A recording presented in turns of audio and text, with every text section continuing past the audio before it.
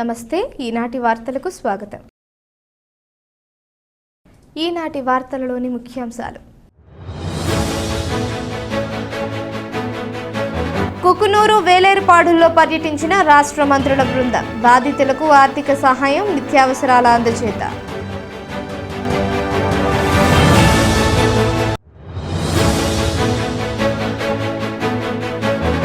కార్గిల్ యుద్ధంలో ప్రాణాలు కోల్పోయిన జవాన్ల త్యాగాలు మరువలేనివి.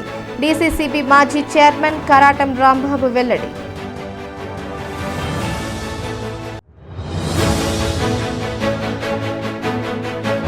మాజీ రాష్ట్రపతి డాక్టర్ ఏపీజే అబ్దుల్ కలాం ఎంతో మందికి స్ఫూర్తిదాయకం. Doctor APJ Abdul Kalam foundation chairman Erra Apparao స్పష్టం.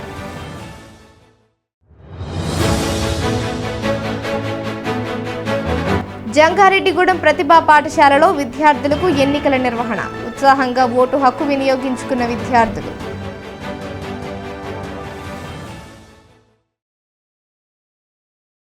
పోలవరం నియోజకవర్గంలో ముంపు మండలాలుగా ఉన్న కుకునూరు, వేలేరుపాడులలో రాష్ట్ర మంత్రుల బృందం పర్యటించింది. ముంపు ప్రాంత ప్రజలతో నేరుగా మాట్లాడి వారి సమస్యలను అడిగి తెలుసుకుంది. ఈ క్రమంలోనే అధికార యంత్రాంగానికి పలు సూచనలు చేసింది.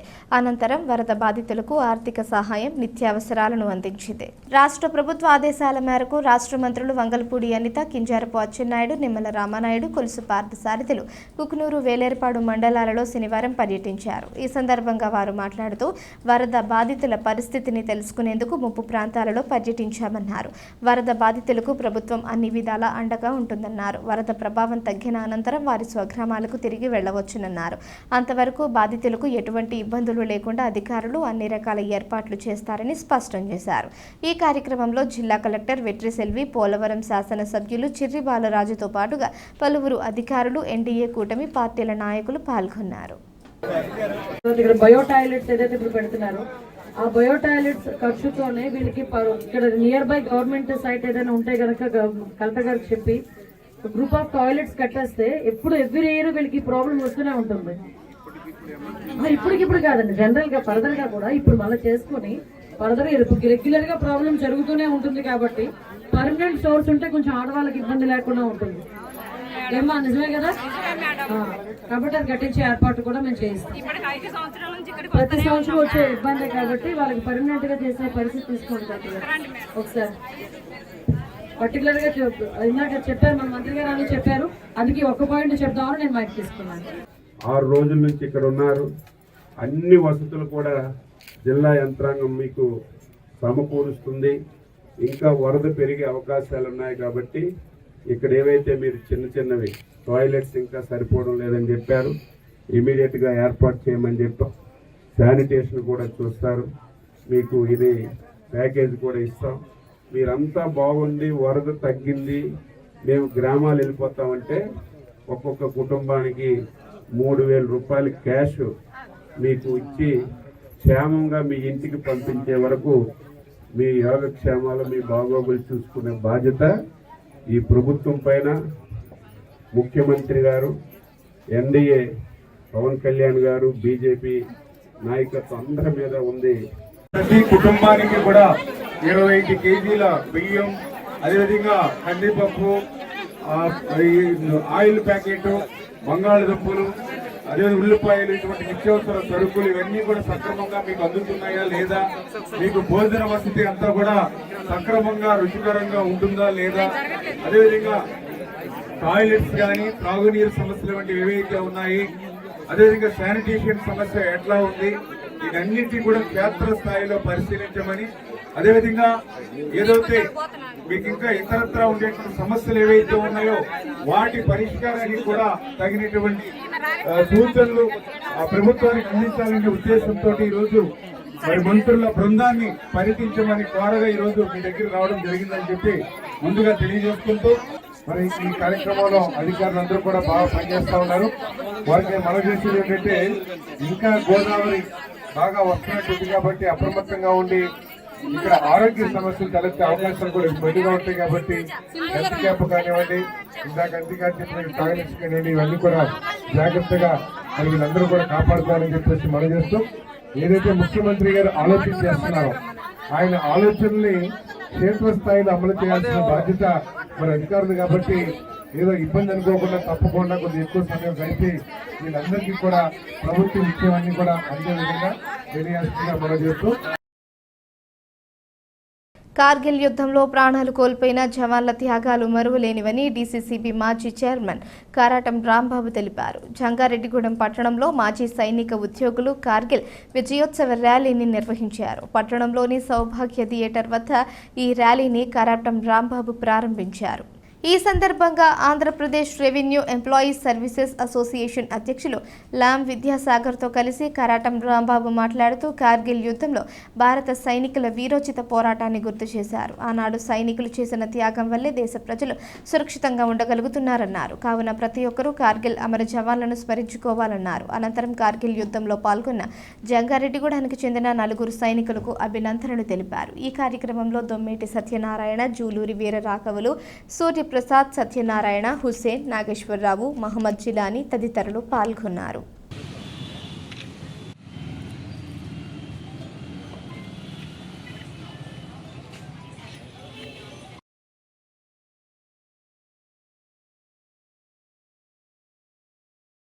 भारत माता की जय। जय जवान जय हिंद, जय जवान जय हिंद। माता की भारत माता की, भारत माता की, भारत माता की। वंदे मातरम, मातरम मातरम, वंदे मातरम। अमर रहे, अमर रहे।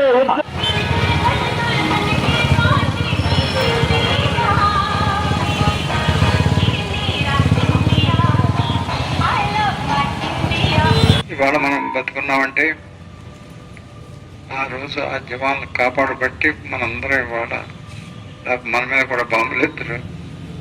ఇవాళ మనందరం కూడా వాళ్ళకి అమరవీరులకి నివాళులు అర్పిస్తాం. అలాగే మన తాడేపల్లిగూడెం దగ్గర మిలిటరీ మాధవరం అని ఉంది. మిలిటరీ మాధవరంలో ఎక్కువ మంది సైనికులు అక్కడి నుంచి వెళ్ళారు. అది మన జిల్లాకి గర్వకారణం. అప్పుడు కూడా చాలా మంది చనిపోయి ఉంటారు. ఇప్పుడు ఇక్కడ ఆ యుద్ధంలో పాల్గొన్న ఆయన ఎవరో ఉన్నారన్నారు, 4 ఉన్నారు. Very good. కార్గిల్ యుద్ధం జరిగి నేటికి 25 సంవత్సరాలు.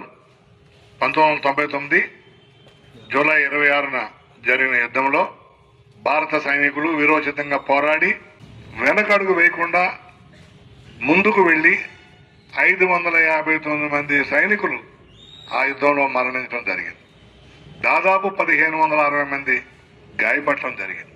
పెద్దలు గౌరవనీయులు ఏజెన్సీ టైగర్గా పిలువబడే కారాటం రాంబాబు గారు చెప్పినట్లుగా ఈరోజు మనందరం ఇలా క్షేమంగా ఉన్నామంటే ఆనాటి వాళ్ళ యొక్క త్యాగం, ఆ త్యాగాన్ని మనం గుర్తు చేసుకుంటూ ఈరోజు జంగారెడ్డి పట్టణంలో మాజీ సైనికులు చేస్తున్నటువంటి ఈ కార్యక్రమాన్ని స్వాగతిస్తూ ఆ యుద్ధంలో పాల్గొన్నటువంటి 4 సైనికులు ఈరోజు మన మధ్యన ఈ కార్యక్రమంలో ఈ ర్యాలీలో ఉన్నారని దానికి మనం వారిని ప్రస్తుతిస్తూ వారు మన పట్టణానికి చెందిన వారు అవటంగా గర్విస్తూ మరి సైనికులు ఆ రోజునే 25 సంవత్సరాల క్రితమే చేసినటువంటి అపర త్యాగం, ప్రాణ త్యాగం, 559 మంది సైనికులు మనం కోల్పోవటం, ఆయన 1600 మంది వరకు గాయపడిన దేశాన్ని రక్షించిన ఆ మహానుభావుడికి ఈ సందర్భంగా విప్లవాభివందనాలు తెలియజేస్తూ మాజీ రాష్ట్రపతి డాక్టర్ ఏపీజే అబ్దుల్ కలాం ఎంతో మందికి స్ఫూర్తిదాయకమని doctor APJ Abdul Kalam foundation chairman Erra Apparao తెలిపారు. అబ్దుల్ కలాం 9వ వర్ధంతిని జంగారెడ్డిగూడెం పట్టణంలోని ప్రభుత్వ జూనియర్ కళాశాలలో అబ్దుల్ కలాం ఫౌండేషన్ ఆధ్వర్యంలో ఘనంగా నిర్వహించారు. తొలుత కళాశాల ఆవరణలో ఉన్న కలాం విగ్రహానికి పూలమాల వేసి నివాళులర్పించారు. అనంతరం అప్పారావు మాట్లాడుతూ అబ్దుల్ కలాం ఫౌండేషన్ పేరుతో జంగారెడ్డిగూడెం పట్టణంలో ఎన్నో సేవా కార్యక్రమాలు చేస్తున్నామన్నారు. అదేవిధంగా ప్రతిభ కలిగిన విద్యార్థులను ప్రోత్సహించేందుకు పలు నగదు పురస్కారాలు అందిస్తున్నామన్నారు. రానున్న రోజుల్లో కూడా మరిన్ని కార్యక్రమాలు చేస్తామని తెలిపారు. ఈ కార్యక్రమంలో అబ్దుల్ కలాం విగ్రహదాత ఆకుల రామచంద్రరావు, ఫౌండేషన్ సభ్యులు మల్లేశ్వరరావు, పెనుమర్తి సురేష్, లోహారాజు, రూపాదేవి తదితరులు పాల్గొన్నారు.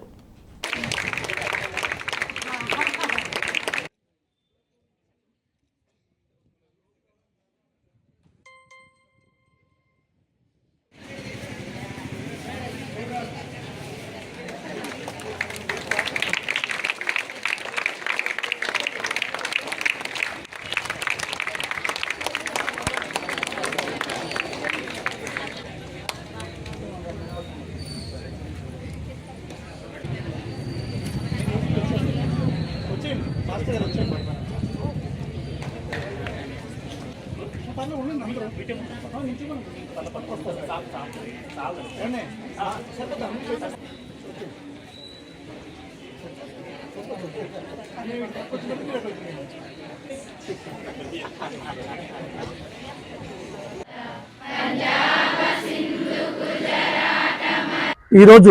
ఈ కాలేజీలో ఈ విగ్రహం ఈ రకంగా నిలబెడటానికి ఎన్నో బాధలు కష్టాలు రకరకాల ఒత్తిళ్లతో ప్రెజర్లతో అదొక పీడకల కింద మర్చిపోయి ప్రతి సంవత్సరం వర్ధంతి జయంతి కార్యక్రమం చేయడమే కాకుండా విద్యార్థులకి మెరిట్ విద్యార్థులకి మా ఫౌండేషన్ తరపున ప్రతి సంవత్సరం కూడా ఏదో ఒక రకమైన మాయందు సహాయ సహకారాలు ఉంటాయని, అలాగే జంగారెడ్డిగూడలో ఉన్న పెద్దలు మాకు ఎంతగానో సహకరిస్తారని, ఇప్పుడు రాము గారు లాంటి విగ్రహదాత రాము గారు లాంటి వారు మాకు చాలా మంది డోనర్లు ఉన్నప్పటికీ కూడా విద్యార్థుల్లో మెరిట్ ఉండాలి. మా డబ్బు ఖర్చు పెట్టిన దానికి విద్యార్థుల్లో మరింత మెరిట్ ఉంటే దానికి ఒక అర్థం పరమార్థం ఉంటుందని ఆశిస్తూ మరోసారి పిల్లలందరూ బాగా చదవాలని ఆశిస్తూ అబ్దుల్ కలాం ఫౌండేషన్ జంగారెడ్డిగూడెం. ఈరోజు గౌరవశ్రీ అబ్దుల్ కలాం గారి 9వ వర్ధంతి సందర్భంగా మన జంగారెడ్డిగూడెం జూనియర్ కాలేజ్ నందు అబ్దుల్ కలాం టీం అందరూ కలిపి అబ్దుల్ కలాం వ్యవస్థాపకులైన ఎర్రాప్పారావు గారి హయాంలో అదేవిధంగా మన యొక్క సూర్య స్వీట్స్ వారు అందించిన శ్రీ అబ్దుల్ కలాం విగ్రహానికి పూలమాలలు అర్పించి వారికి ఘనంగా నివాళులు అర్పించడం జరిగింది. ఇక్కడ మన జంగారెడ్డిగూడెం నందు స్కూల్ పిల్లలకి చక్కగా ఆయనకి అత్యంత ప్రీతిపాత్రమైన స్కూల్ పిల్లలకి చక్కగా ఉపాధ్యాయులు పాఠాలు బోధించి చక్కగా ముందుకు నడిపిస్తున్నారు. వారందరికీ కూడా అబ్దుల్ కలాం యొక్క ఆశీస్సులు ఉండాలని, అదేవిధంగా మన అబ్దుల్ కలాం అసోసియేషన్ ఇక్కడ ప్రతి ఒక్క స్టూడెంట్కి కూడా మెరుగైన సమాజం ఏర్పడాలి అంటే సమర్థవంతమైన ప్రభుత్వం అధికారంలో ఉండాలి. సమర్థవంతమైన ప్రభుత్వం రావాలి అంటే ప్రతి ఒక్కరూ వారి ఓటు హక్కును ఖచ్చితంగా వినియోగించుకోవాలి. ఈ క్రమంలోనే విద్యార్థులకు ఓటు హక్కు విలువను తెలపడంతో పాటుగా నాయకత్వ లక్షణాలు పెంపొందించేందుకు జంగారెడ్డిగూడెం పట్టణంలోని ప్రతిభా స్కూల్ యాజమాన్యం చర్యలు తీసుకుంది. స్కూల్లోని విద్యార్థులకు శనివారం ఎన్నికలు నిర్వహించింది. ఎస్పీఎల్, డిఎస్పీఎల్, ఎస్ఎల్ఆర్, ఎల్ఆర్ ఇలా 4 పదవులు నిర్వహించగా విద్యార్థులు ఎంతో ఉత్సాహంతో వారి ఓటు హక్కును వినియోగించుకున్నారు. సాధారణ ఎన్నికలు ఏ విధంగా జరుగుతాయో అదే తరహాలో ఈ ఎన్నికలను జరిపారు. ఈ సందర్భంగా స్కూల్ అకాడమిక్ డైరెక్టర్ సుభాష్ రెడ్డిలు మాట్లాడుతూ విద్యార్థుల్లో నాయకత్వ లక్షణాలు పెంపొందించడంతో పాటుగా ఓటు హక్కు విలువ తెలిపేందుకు ప్రతి ఏటా తమ పాఠశాలలో ఎన్నికలు నిర్వహిస్తున్నామన్నారు. విద్యార్థులు ఎంతో ఉత్సాహంతో ఈ ఎన్నికల్లో పోటీ చేశారని తెలిపారు. ఈ కార్యక్రమంలో ప్రిన్సిపాల్ సరోజారెడ్డి, అకాడమిక్ డైరెక్టర్ సింధూషారెడ్డితో పాటుగా ఉపాధ్యాయులు పాల్గొన్నారు.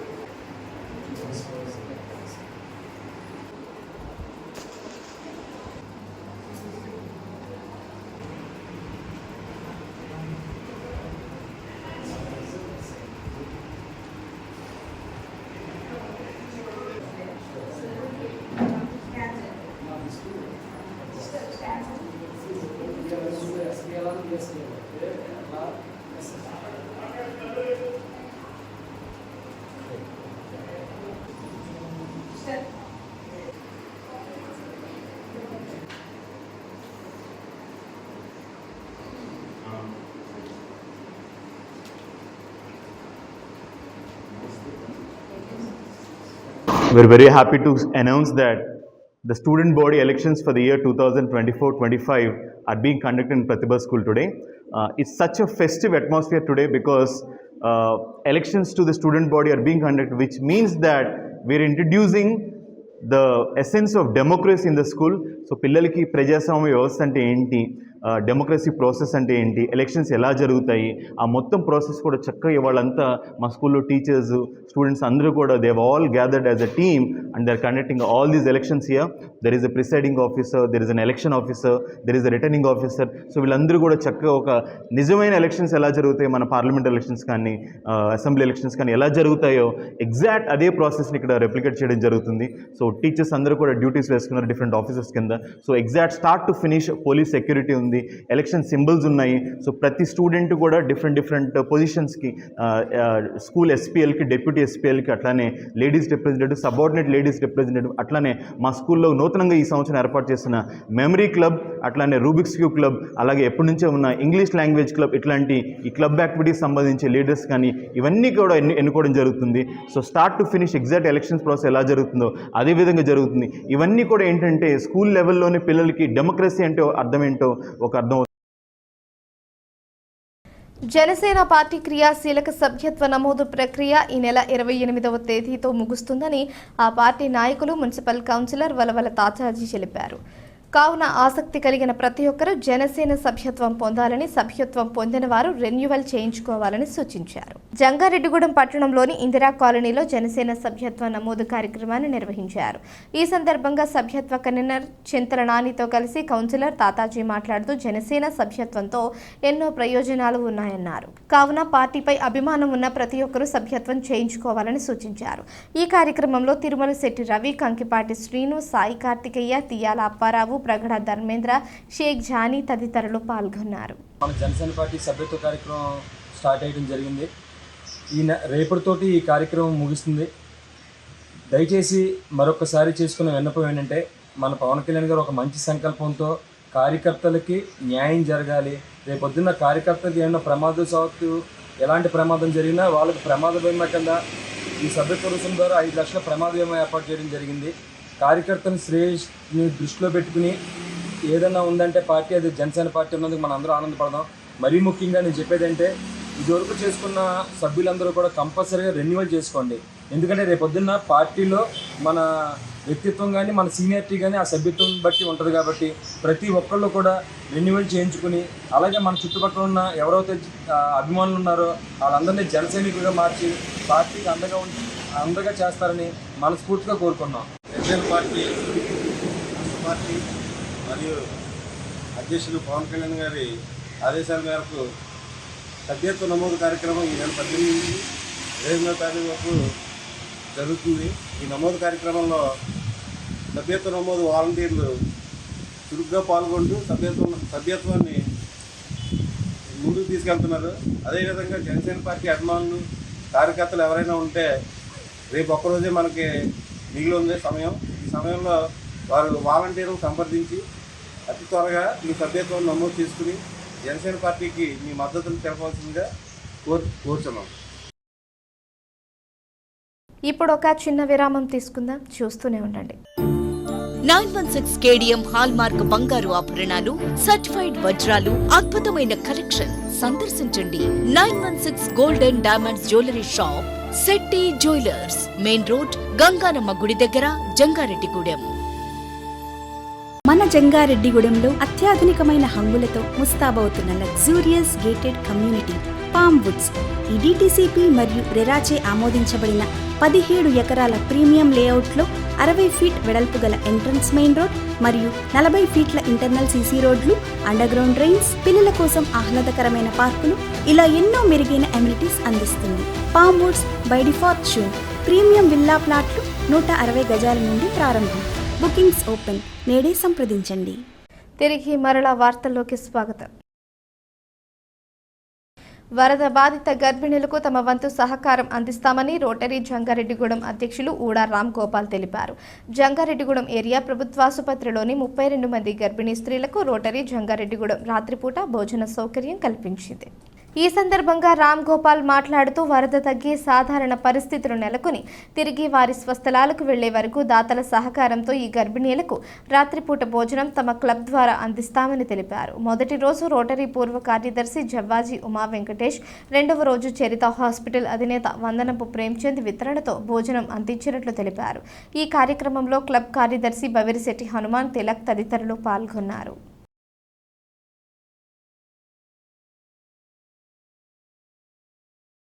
వరద బాధితులకు సహాయక కార్యక్రమాలు సక్రమంగా చేయాలని, ప్రజల నుండి ఫిర్యాదులు వస్తే సంబంధిత సిబ్బంది చర్యలు ఎదుర్కోవాల్సి ఉంటుందని జిల్లా కలెక్టర్ కె వెట్రిసెల్వి హెచ్చరించారు.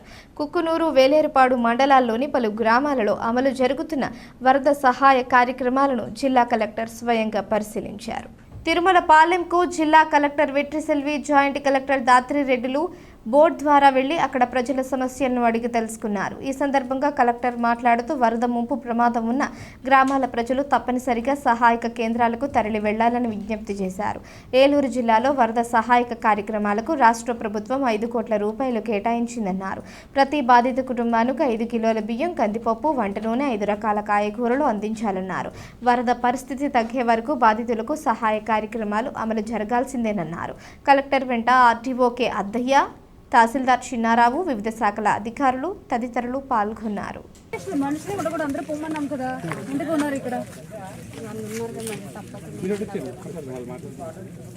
లేడీస్ ఎవరో మళ్ళీ తీసుకురాలేదా? కొంచెం వంట చేసినట్టు అనిపిస్తుంది. ఎక్కడ మీ లేడీస్ ఎక్కడమ్మా మీ హ్యాబిటేషన్ లేడీస్ ఎక్కడమ్మా? వచ్చేసారా? తీసుకొచ్చేసారా అందరినీ? ఏమి ఇప్పుడు ఇబ్బంది లేదా ఫ్లడ్ తోటి? శ్రీనివాస గోవింద, వెంకటరమణ గోవింద అంటూ ద్వారకా తిరుమల శ్రీ వెంకటేశ్వర స్వామి ఆలయానికి వచ్చిన భక్తులు అత్యంత భక్తి విశ్వాసాలతో మొక్కుబడులు తీర్చుకున్నారు. స్వామికి ప్రీతికరమైన రోజు శనివారం కావడంతో ఆలయానికి వేలాది మంది భక్తులు వచ్చి స్వామి అమ్మవార్లను దర్శించుకున్నారు. శ్రీవారి ఆలయానికి వచ్చిన పలువురు యాత్రికులు ముందుగా కేశఖండనశాలలో మొక్కుబడులు తీర్చుకున్నారు. దర్శనానంతరం వారంతా స్వామివారి ఉచితాన్న ప్రసాదాన్ని స్వీకరించారు. అలాగే స్వామివారి నిత్య కళ్యాణంలో 100 జంటలు పాల్గొన్నారు. భక్తుల గోవింద నామ స్మరణలతో ఆలయ పరిసరాలు ఆధ్యాత్మిక శోభను సంతరించుకున్నాయి.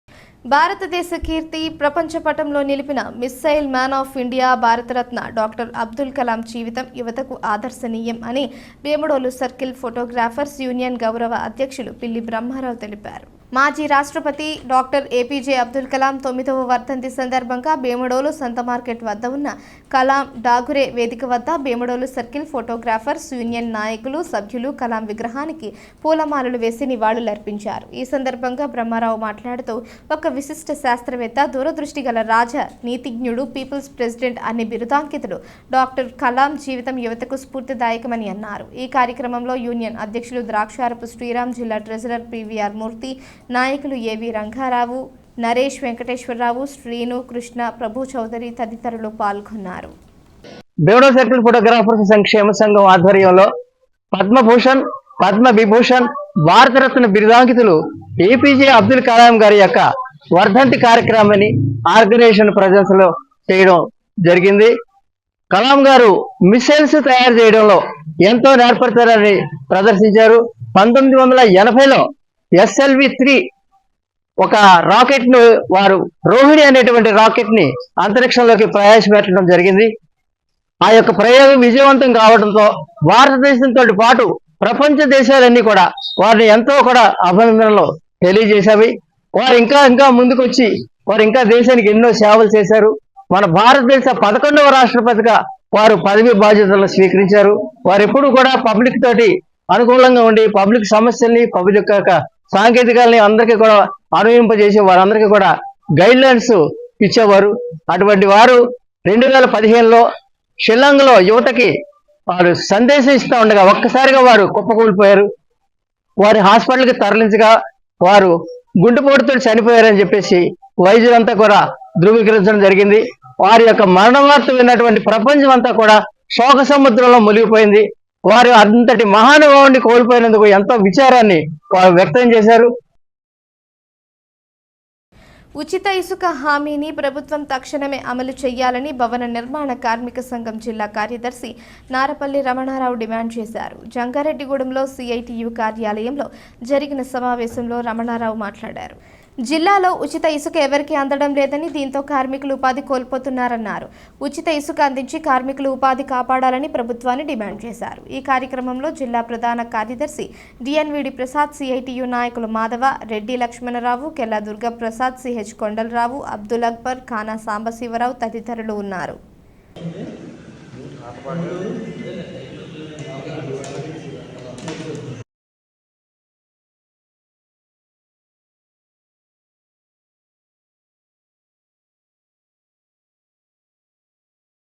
మరి ఈ రాష్ట్రంలో ఉన్న భవన నిర్మాణ కార్మికులు 2014 రాష్ట్ర విభజన జరిగిన తర్వాత ఏ ప్రభుత్వ అధికారంలోకి వచ్చినప్పటికైనా సరే గత ప్రభుత్వ అధికారంలోకి వచ్చినా 4-5 నెలల్లో చాలా సఫర్ అవుతున్నారు. కార్మికులు ఉపాధి కోల్పోతున్నారు, తీవ్రంగా నష్టపోతున్నారు. ఏ ప్రభుత్వ అధికారంలోకి వచ్చినా ఇసుక వెంటనే బ్యాన్ చేస్తున్నారు. ఇసుక మీద సరైన నిర్ణయం తీసుకోలేకపోతున్నారు.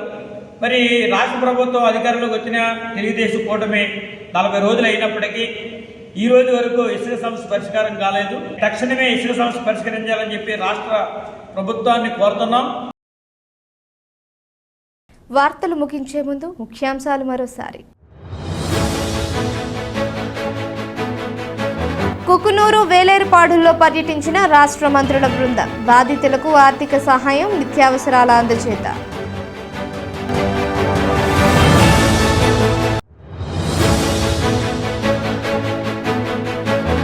కార్గిల్ యుద్ధంలో ప్రాణాలు కోల్పోయిన జవాన్ల త్యాగాలు మరువలేనివి.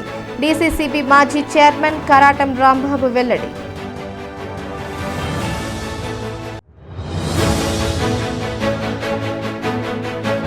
మాజీ రాష్ట్రపతి డాక్టర్ ఏపీజే అబ్దుల్ కలాం ఎంతో మందికి స్ఫూర్తిదాయకం. Doctor APJ Abdul Kalam foundation chairman Erra Apparao స్పష్టం.